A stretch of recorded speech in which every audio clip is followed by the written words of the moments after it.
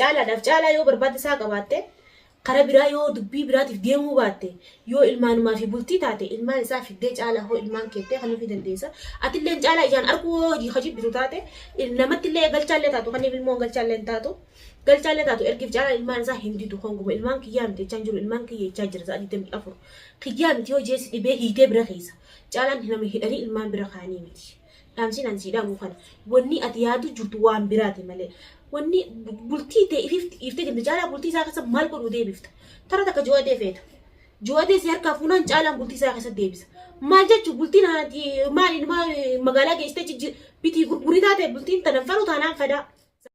Assalamu alaikum warahmatullahi wabarakatuh. Hordoftoota fi daawwattoota keenya jirtu. Isinirraa turre raadiyoo tanaa arra turtii dheeraa booda mana obboleettii xiyyaattiin isinii argamaa meegaa arra waan ta'a. Gamanumaan nu hordofaan dhaamsa keenya eegamee salamta qabadha. Assalamu alaikum warahmatullahi wabarakatuh. Jirtu hordoftoota keenya jirra nuti galata rabbii kun alhamdulillah.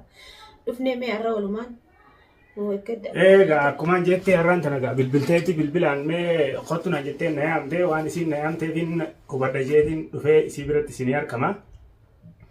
Meegaa waan isin na yaamteef walumaan hordofnaa jechuu barbaadeeti mee maal jettee mee isin akkam jirtan silaa nagee qabdanii ijoolleen isaatiis isin hundinuu naguma qabdanii viidiyoo tana gaa torbeen kana isin irraa haafee maal jirtan isin? Nagee afayyaa qabna numa dhabamtee kaayyatis yaadnee namaan na yaatan jettu. Maal irra jirta jetteetis nu gochuun hubachuu fi madda walii si gaggaafanne illee si yaamne.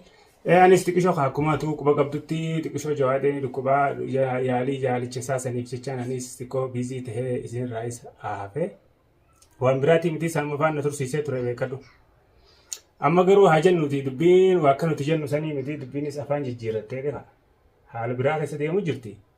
Akkuma atuuni agartaa jeetii yaada qilleensa irratti kimiyyaa waan biraa keessa jirti jechuu barbaadeeti. Maalitti akka isiin jirtu gaatu nama agartaa misee qilleensatti.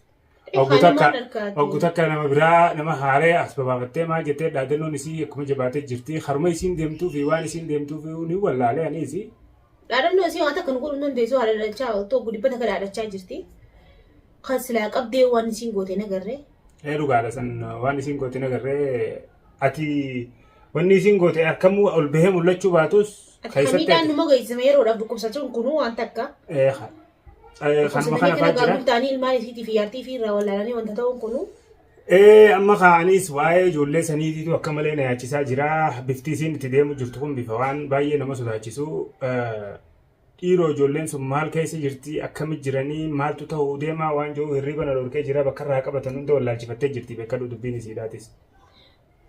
Dubbiin isii barraati hordofneetuma gartee golquba qabaachuu anu tanumarraa na dhibdee dhiiroo bilisa kiyya kun maalirra jira waan kana dhagaa jiramoo arkaa jiramoo jechuun tanumaan si hubadha jeeti wal mari'annaa waan kanarraa hallii dhawachuun keenya dirqama jeetiin irra.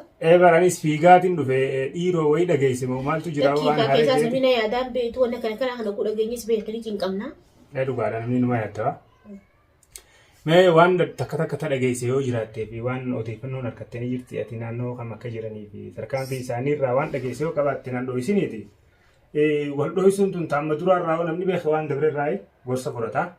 Dogoggora hedduutu hojjetamaa ture ammaan dura niin beekaatis nuu beeyta. Kanaa sani jechuun garuu faayidaa hin qabu beekadhu. Kanuma ta'eef waan dabrerraa barachuun namni waan dabrerraa hin baranne namaa miti. Saniifuu wal quba qabaachisuun wanni jiraa yoo jiraatte gartee atis aara qabdu faadhaaf. Imaanarraa moggaa deema baay'attee waan takka takka si dhagayamu daran yoo waa jiraatan waan dhageesse qabaatte tanaa san jettee tumu yoo natti himterra hojjaadha wal beeksisuu jechuu fayyaa waan biraatiin. Atis barroorroon kamni kimiyaatiin si dhuftu barroorroon ha dhufte aaraan qaba jee haara jeegasumaan baafadha malee waa waasan dho'isu ani. Ayyee maaltu haaree waan dhageessanii qabdu. Wanni haariin sumarraa hin intala isiin deddeemtuun sanii fi kana hundarraa waan beektu yoo qabaatte waan takka. Intala sanii ammaan tana dhibdee gartee haramiiniin baasaa jee dura maaliif na beeksisiin yettaa jee wanni ansi mari'achuu fedhe intala sanii intalaan haaree harkisan garteemi. Maal dalaguu deemtii intalti sana ammaan. Wayi intala qofa kabiraa as baafattee gara ammaas tokko. Antala dhibdee ammaa dhiiraa barri dhiirti dhiiraa. Tadhalaa tana fidattee maal dalaguu deemtii haareeti dubbiin tuna dhibdeetiin dura mariin si hojii godha jee si yaammadhe amma duraaf information isaatiif kana hin takkataattallee ganaadhaan. Hordofnee isaanii waan akka taanaan kan nama dura amma dura. Nin hubanne silaa barbaadiin waan argaa beektaa information isaanii. ما إني مال كيس جرا تيتو لأنه يا دخيل يا سيدي يا دخيل إن دبيتين كادورا نمني بريادة ولي يو بيخه يو والكوبا كباته رور في ومفيته وتبباته يا دهو كباته تبص قل ما جيو دنديسا دعاءتي ما أتي ما وانسي ملتوا إجولة سنة فار مال أكجونو فمال يدي وان يدي وجر ما يوم دعان سيما متي دوغورا خي خامان درا رايس واحد دوران برده خنافو أكمن رهو سنجت تيرة ديبولين بربادو namni waan dabre irraa baranne namaa miti jettee Oromoon.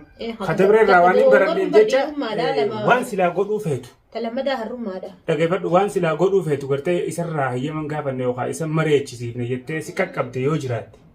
Takkallee wanni na dho'istu hin jirtu. Tana sani naan ji'i waliin karaa murtiidhaa achi deemnaa jechuun mariidhaan goona ammaan booda akka ammaan duraa sana kan taate. Ani ammaaf siimee bara ammaaf wanni ani si dho'isu siin jirtu obboleessa kiyya.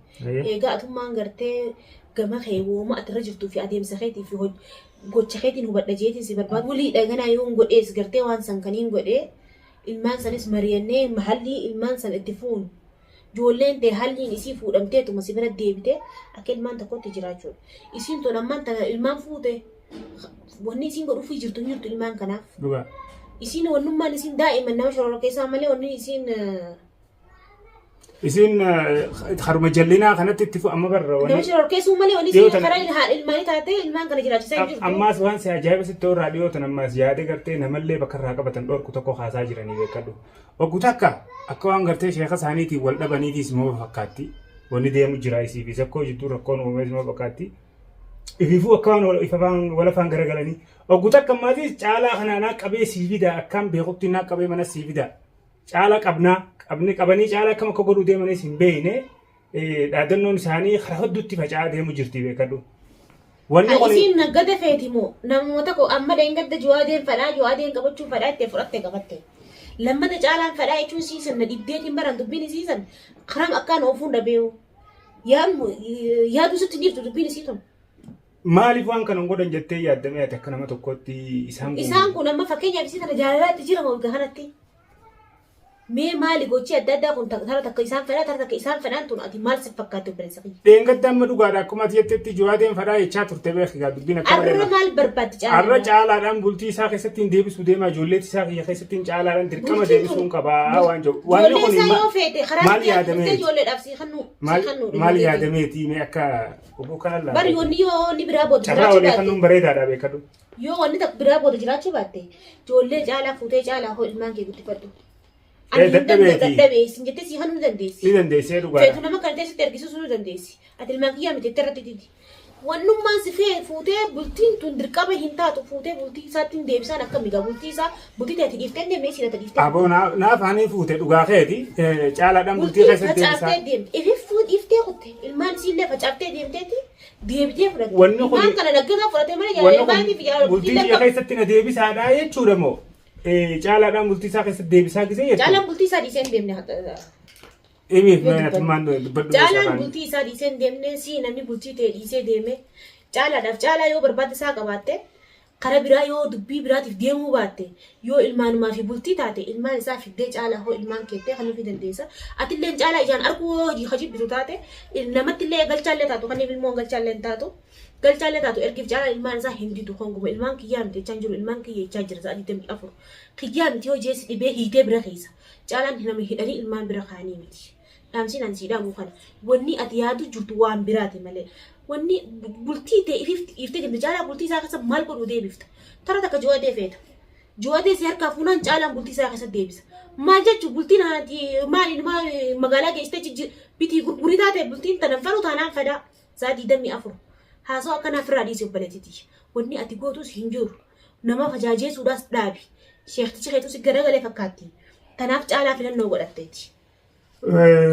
Dubbiin ta'eeti simaa faayintuu wanumaatti jettee jabeessuuf malee si faallaa qabaadheetii miti. Akkuma atuu jettee sheekni duraan ati itti geessite san gartee harkaan deemtee moo miilaan deemtee waan jaan wal gaafachuu jiran jechuun harkaan deemtee gisee jiran maallaqatti kannitee maallaqa nagee affadhaayii daaba abbaa tokkoon qabaayetti.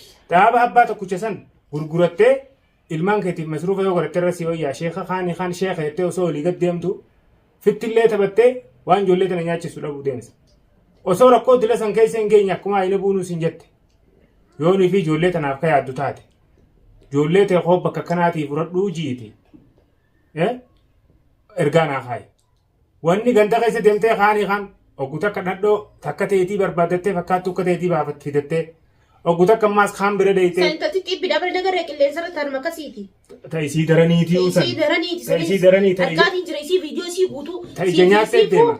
Namni ta'aa isinii qabu namuma akka keessaniiti. Namni nagaa hin barbaadan isin koongumaa. Maal akka yaadanii maaliif akka deeman bar ammaan tana. Yaadni isaanii nuti wanta kan baay'ee nama yaachisti beekadha. Karaa dhugaa irra jirra wanni yaadni isaanii wanta kan nuti. Yeroo hedduu gisee. Yeroodhaaf nu gaaga'u yoo taate malee wanni isin gartee hammeessitee gadi fageessitee nu gootu hin jirtu. Namni waan rabbiin hin feene waan rabbii jibbuun deddeemu kun. An bar sinumaan jechaa jira. Hin tuffatiinaadhaan isin hin jaa. Namni waan akkanaati yeroodhaafuu gartee hojii ta'eetii fi dhimma keetirraa tarkaanfii ta'eetirraa gartee hudduu duuba si deebisuun sunuu rakkoo tokko beekadha. Osoo laal eega nama dhufte booda booyuurra osoo namatti hin dhufne of eeggannoo godhuutu irra wayyaa jechuufi waan kana jaalala.